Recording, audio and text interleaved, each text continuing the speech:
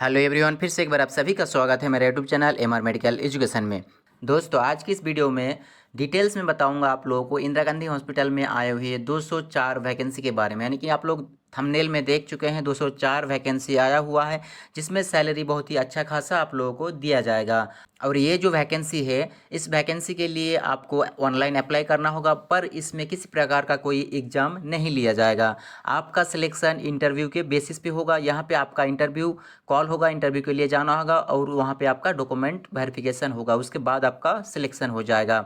यानी कि no exam interview के बेसिस पे आपका सिलेक्शन होगा। सैलरी बहुत ही अच्छा है, वैकेंसी नंबर भी बहुत ही अच्छा है, यानी कि 204 वैकेंसी यहाँ पे आप लोगों को देखने को मिलेगा। किस पद के लिए कितना वैकेंसी दिया गया है, आपका एलिजिबिलिटी क्या होना चाहिए, इसमें कौन कौन अप्लाई कर सकता है, एज लिमिट क्या है, इसमें अप्लाई करने के लिए कौन सा वेबसाइट है, और इसमें अप्लाई करने का स्टार्टिंग डेट कब से है और लास्ट डेट कब है। इसके अलावा आप अगर इसमें अप्लाई करना चाहते हैं तो इसके लिए जॉब लोकेशन कहाँ पर होगा और आप कहाँ से इसको अप्लाई कर सकते हैं, एक एक करके सारा चीज़ डिटेल्स में हम लोग डिस्कस करेंगे। तो अगर आप हमारे चैनल में नए हैं तो चैनल को सब्सक्राइब कीजिए और ज़्यादा से ज़्यादा अपने दोस्तों में शेयर कीजिए, ताकि सभी कैंडिडेट तक ये इन्फॉर्मेशन पहुँच सके।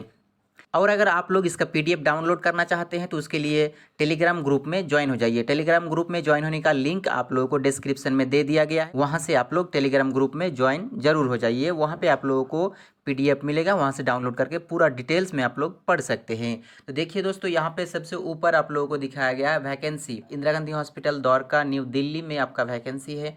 टोटल वैकेंसी कितना है, तो टोटल वैकेंसी आपका 204 है, जो अलग अलग पद में अलग अलग वैकेंसी का नंबर आप लोगों को देखने को मिलेगा। अब यहाँ पे सबसे ऊपर आप लोगों को दिखा रहा हूँ, देखिए यहाँ पे दिखाया गया है लास्ट डेट ऑफ सबमिशन, यानी कि लास्ट डेट कब तक है, तो आपका 13 सितंबर 2004 तक दिया गया है। अब इसका स्टार्टिंग डेट कब से होगा, यानी कब से अप्लाई शुरू होगा, वो आगे जाके हम आप लोगों को बताएंगे। यहाँ सबसे ऊपर आप लोगों को पहले तो दिखाया गया सीरियल नंबर, फिर नेम ऑफ द पोस्ट, उसके बाद name of the vacancy, requisite, qualification, upper age limit, experience और रिन्यूवेशन, यानी कि आपका सैलरी कितना दिया जाएगा, सारा चीज़ यहाँ पे आप लोगों को बताया गया है। एक नंबर में आप लोगों को यहाँ पे दिखाया गया है नर्सिंग ऑफिसर। यहाँ पे नर्सिंग ऑफिसर के लिए टोटल पद 152 दिया गया है, बहुत ही बड़ा नंबर है वैकेंसी का। इसमें जनरल के लिए आपका 56 पद दिया गया है, और उसके अलावा SC ST उसके लिए अलग अलग, यानी कि 22 और 11 पद दिया गया है।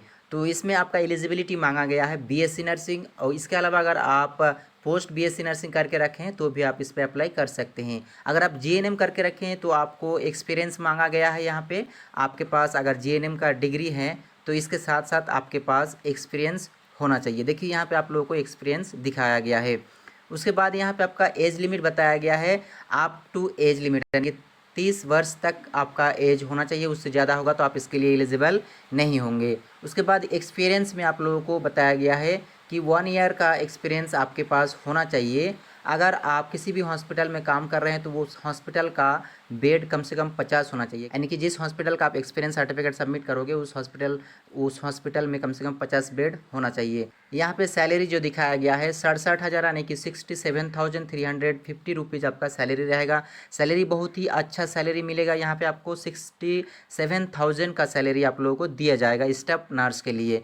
तो यहाँ पे आप लोगों के लिए बहुत ही अच्छा वैकेंसी है। नंबर भी आप लोगों को अच्छा दिया गया है, 152 वैकेंसी दिया गया है। अब आके 2 नंबर में यहाँ पे दिया गया है लैब टेक्नीशियन का। लैब टेक्नीशियन के लिए आपका टोटल 4 पोस्ट दिया गया है, जनरल के लिए 3 है। और यहाँ पे इसका जो क्वालिफिकेशन मांगा गया है उसमें आपको क्वालिफिकेशन मांगा गया है आपका BSc MLT, यानी कि आपके पास ग्रेजुएशन होना चाहिए MLT के साथ।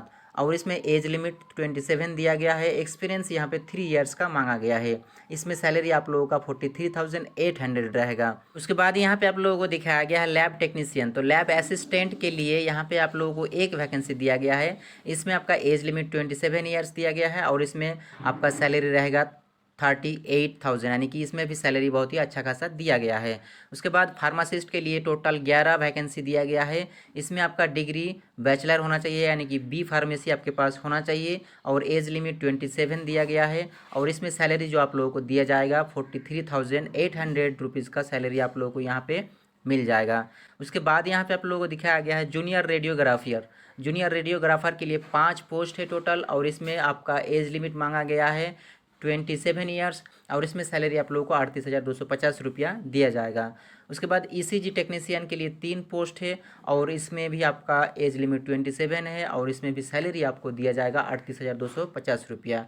इसके लिए एक्सपीरियंस यहाँ पे कहा गया है कि 1 साल का एक्सपीरियंस आपके पास होना चाहिए। उसके बाद यहाँ पे आप लोगों को दिखाया गया है रिफ्लेक्शनिस्ट के लिए 2 पोस्ट है और इसमें आपका एज लिमिट 32 ईयर्स दिया गया है। इसमें जो आपका सैलरी रहेगा वो आपका 38,250 रुपीज़ दिया जाएगा।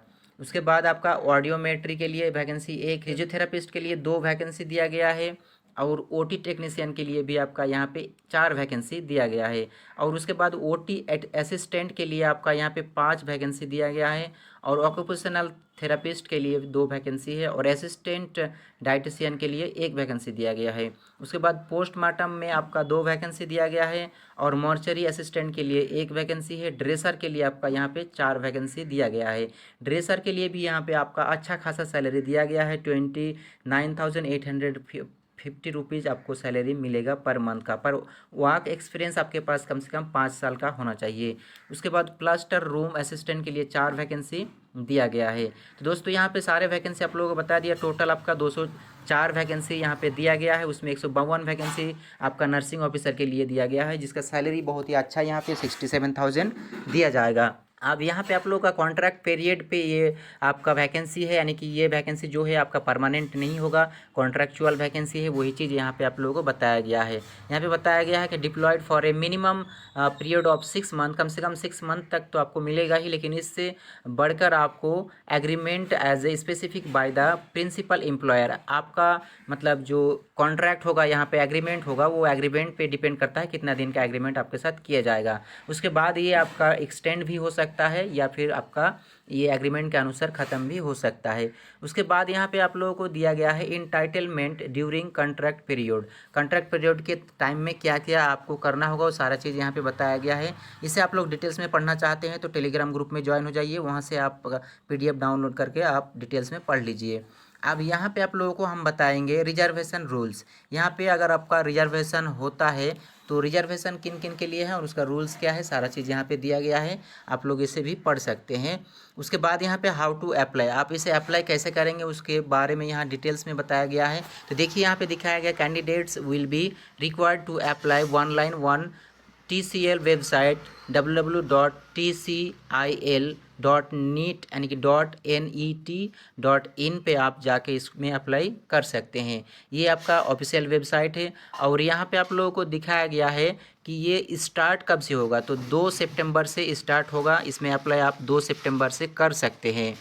उसके बाद B नंबर में आप लोगों को दिखाया गया candidate called for the skill test interview will have to pay a fee of 2000। And जब भी आप इंटरव्यू के लिए आपको कॉल किया जाएगा तो इंटरव्यू के लिए आप जाओगे तो उस टाइम में आपको 2000 रुपया पे करना होगा।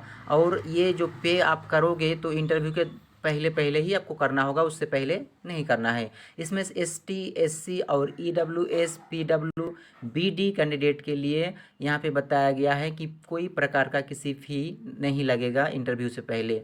उसके बाद यहाँ पे बताया गया है once paid will not be refunded and any circumstances, यानी कि जो भी आप पे करोगे वो आपको रिफंड नहीं मिलेगा अगर आप इसमें सेलेक्ट नहीं भी होते हैं तो। उसके बाद यहाँ पे D नंबर में आप लोगों को दिखाया गया following documents are required to be uploaded at the filling of online application form.